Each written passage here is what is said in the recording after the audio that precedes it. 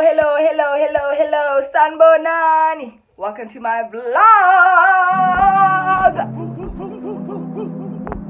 I've been A1 since day one, you niggas. Hi guys, welcome to my channel. Okay, so I just attempted to shoot something and it didn't really go well. I got tired, so I just cut it out. You know, my makeup wasn't working for me, so I just didn't do it. Oh, cool. Eh? No. Okay. What kind of word is that? Okay. Like this. Oh.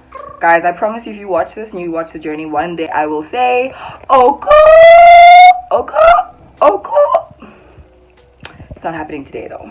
Stay tuned, and I hope you guys are having a really good Friday, because I'm having a really average one. I'm just gonna document whatever happens, put everything together for y'all so that it's presentable, so that it's enjoyable, so that it's entertaining. Yeah.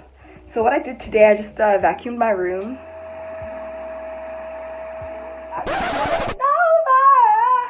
Over and over and over and over and over again.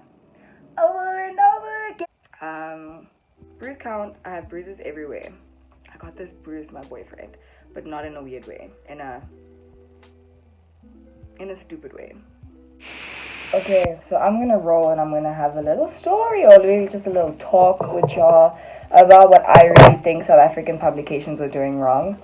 Like media publications. A lot of South African publications have closed down. Like Al has been like dissolved. Mary Claire, Destiny and Destiny Man and all of these things. Like, I think we only have Cosmo and Glamour at this point. Like, everything else is just kind of falling off the radar. So, if you really want to know what I really think is the issues, then stay tuned for the tea. Now, in my point of view, South African media is just mimicking way too much of what's going on overseas. Like, oh my goodness, so many cool content creators, so many amazing artists, and so many amazing, like, and I won't even call them underground, because they are trying to make noise. You know, they are reaching out to brands. I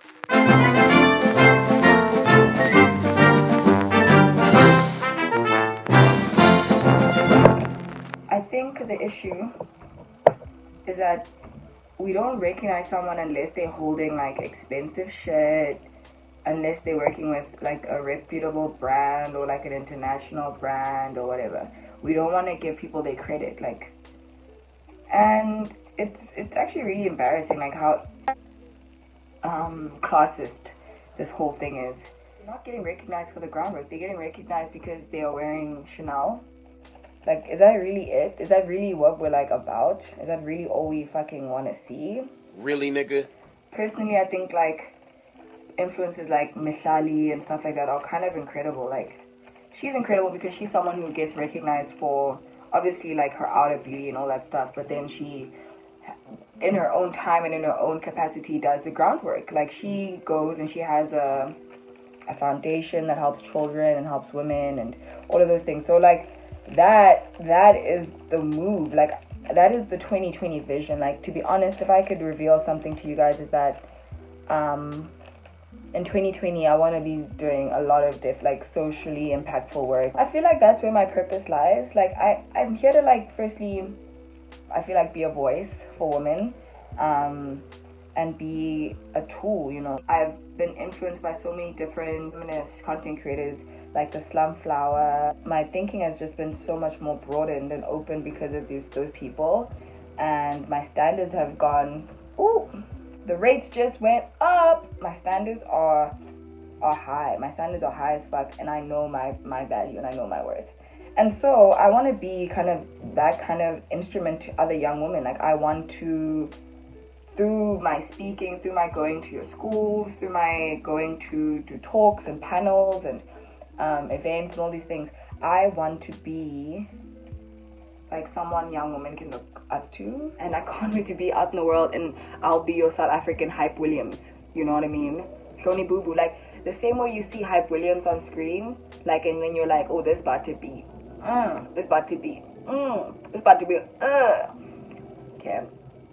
The same way you see hype Williams, I want you guys to see Hlonibooboo and just have that like excitement, that trust, that like, this is about to be different and fun and all of that stuff. So I'm just working on my style and working on like my audience and like just like knowing who I am, you know. That's what your 20s are.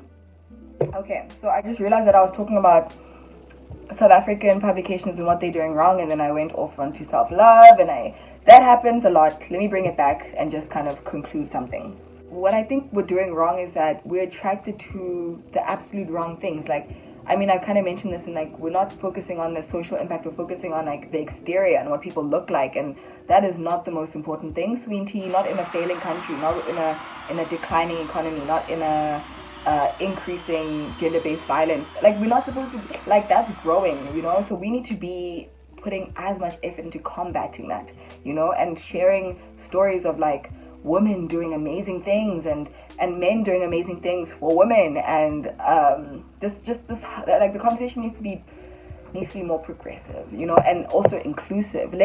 Put people on the covers that are not even covers, but just give people who are not conventionally beautiful the stage. Come on. I mean, we've seen the conventionally beautiful. We've seen it. We've seen it. I'm so sick of it at this stage. Like, I'm sick of it. So I just feel like we need to highlight local talent. We need to highlight unconventional beauty. We need to make people feel as though they're seen, you know, like validate people. That's all I want to do, actually. That's all I want to do is validate you. I see you. I feel you. If I was their girl. I think I cleared that up.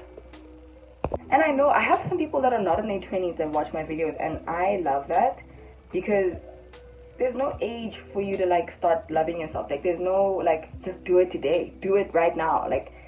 Like there's people that look at me and they're like, you're so confident, you're so da-da-da-da, all these different things, and I am, thank you.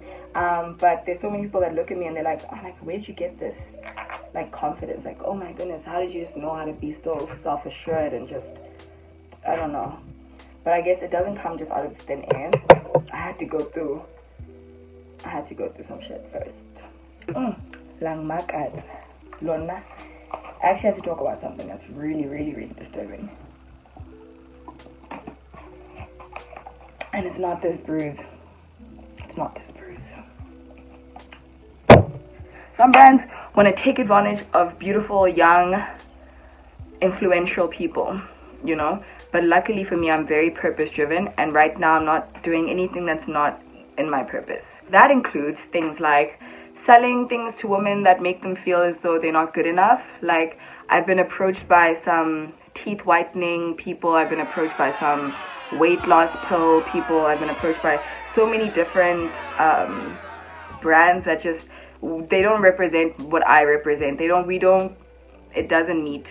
I'm practically like done, so I'm gonna close off this video, but keep watching, you know, there might be something interesting coming up. I feel like some people might be interested in what I'm wearing, and so I'll give you an outfit of the day.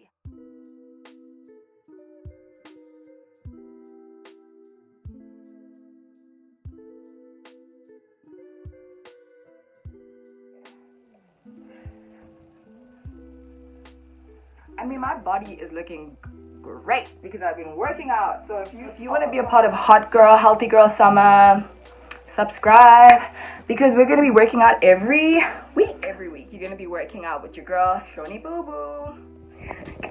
Bye.